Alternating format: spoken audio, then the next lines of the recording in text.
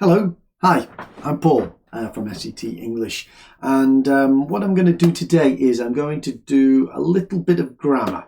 Okay, so this is some grammar that can really help in your OET writing to make your writing more concise, make you sound a bit more professional, I think, but also it's just a really good way for you to quickly and neatly go through the timeline and present some information.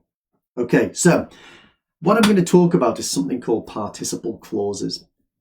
Now, what I'd like to know is if anyone is watching, if anyone is on Facebook and is interested in commenting or telling me anything about this particular clause or writing a sentence for me, then please pop yourself in the chat box there and leave me a comment. I'd be very happy to speak to you about it. Okay, so let's talk about participle clauses. All right, let's go and have a chat about that now.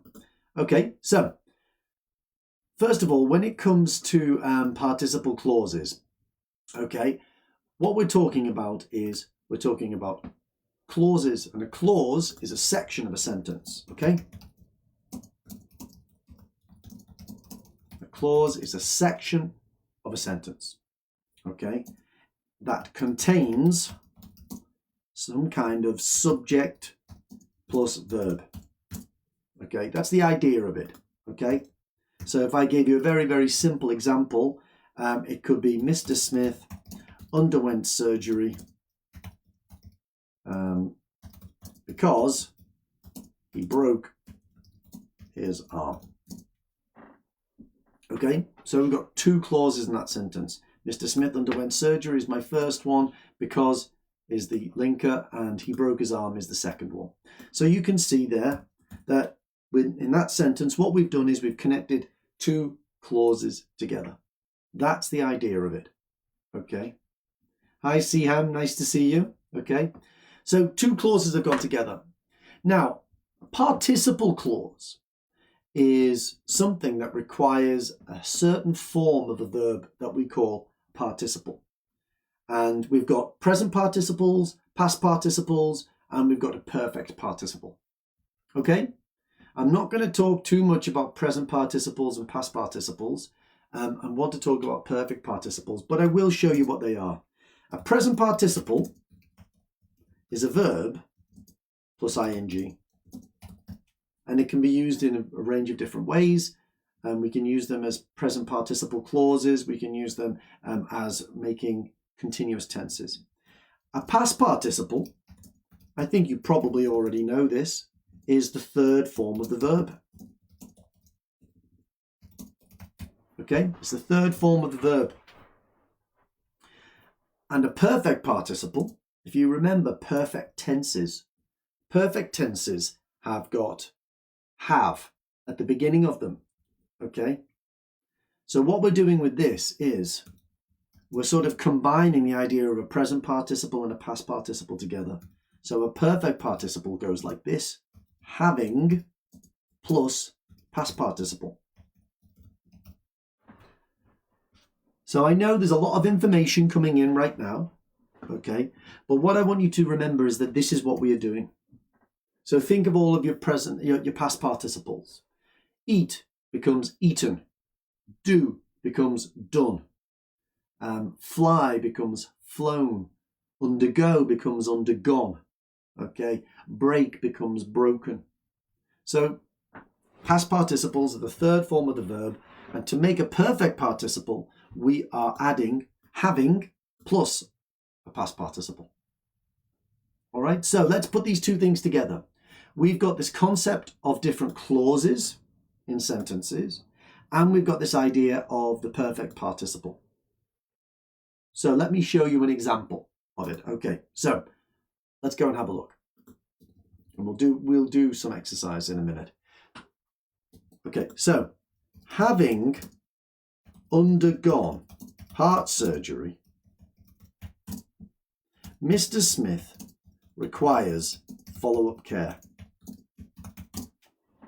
So that's an example of a sentence with two clauses in it. One of them is a participle clause and another one is the main clause. Okay, so the main clause is here. In a main clause, we always have to have some kind of a subject plus verb. Okay, some kind of a subject plus verb, or an object plus verb, but some kind of a verb phrase. Okay, so that's the main clause. And this is the participle clause.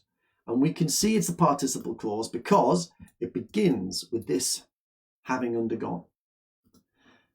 Now, I think what happens quite a lot when people start writing more complicated sentences in English, and complicated equals more ideas, more clauses, though they see a sentence like this with a comma, and they think, oh, I can just put a comma anywhere I like in a sentence and I can just extend it and put some new ideas in. So you could say something like, Mr. Smith underwent heart surgery. He requires follow-up care. And it looks perfectly okay, doesn't it? But it's not. That's not okay. You can't do that in English, because what you've done is you've basically got a verb clause here and then a verb clause there, and there's no mechanism that links them together. So you don't have a license to extend your sentence, whereas you do here. Because you've got a participle clause at the beginning, then you definitely have the opportunity to put a comma in and to extend it. You have to do it. You can't put a full stop there. That's not allowed. Okay? So, the person that has had heart surgery is Mr. Smith. And it's commonly the case that in the main clause, we put the subject that is being spoken about in the participle clause. All right, it's not always the case, but commonly that's what happens. So there's something that's important here. There's something that's important. I'm going to give you another example, and I wonder if you can tell me what the difference is.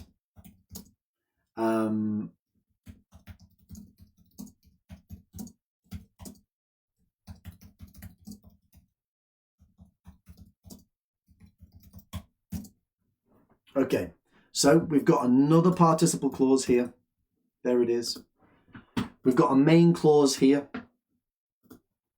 Now, I wonder if you know what the difference is between those two and why it could possibly be a bit confusing. Siham, where can we use this method in writing a letter? Is it in para 1 timeline? Yes. Yeah, that's a good question. We will use it in timelines right at the beginning of timeline, paragraph 1, I would say. Okay. Now, Siam, you're asking me, can I use the past? Yes. And in a way that you've answered the question that I was asking. This one is the present, isn't it? And this one is the past simple. So what I'm trying to say is this has no tense. Okay? There's no verb there. There's only this past part, this perfect participle. So what we are actually dealing with here, what's most important is this word, sequence. It's not about when, it's about in what order. Okay? When you use a perfect participle clause, you are saying that the event in the perfect participle happened and finished before the event in the main clause. That's what you're saying, okay? Perfect participles contain events, states, or actions that finish before the events or actions, or let's just keep it simple, in the main clause. Okay, that is absolutely crucial to know. Perfect participles are used to show that something happened before something else. That's it. It doesn't matter if the thing that happened is in the past or in the present. This thing happened before it. It could be something that happens before something else in the past. It could be before something that happens in the present, or it could be something that happens before the future. Okay, having finished his cardio rehab sessions, Mr. Harris will be discharged later today. Okay, it's the same thing. We've got this participle clause. There it is. Okay, we've got this participle clause. This is going to happen later. This is going to happen in the future. The thing to remember is that this event is before the next event. Okay, this happens before then. This happens before then. This happens before then. And that's as simple as it is. Okay, that's as simple as it is.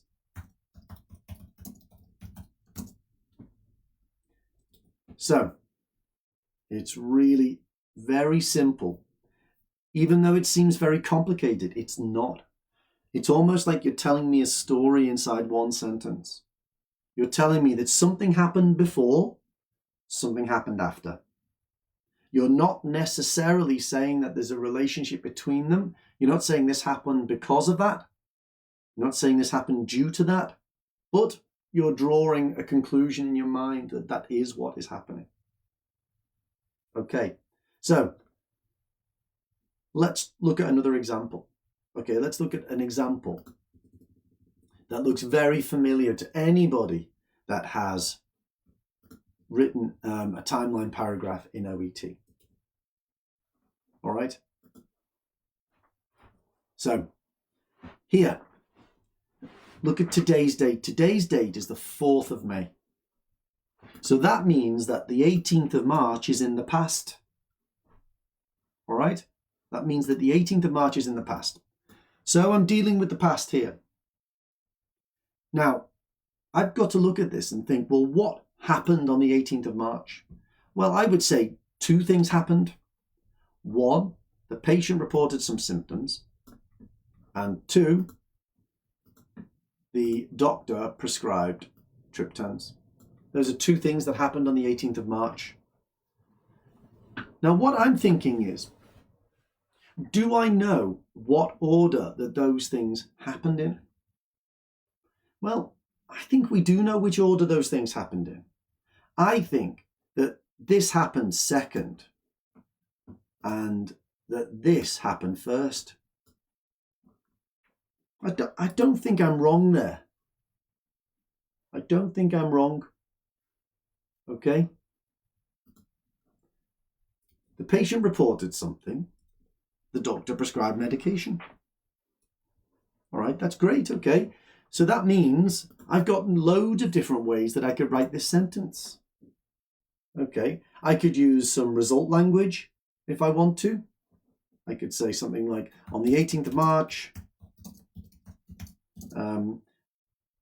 Ms. Green reported visual aura, nausea and vomiting.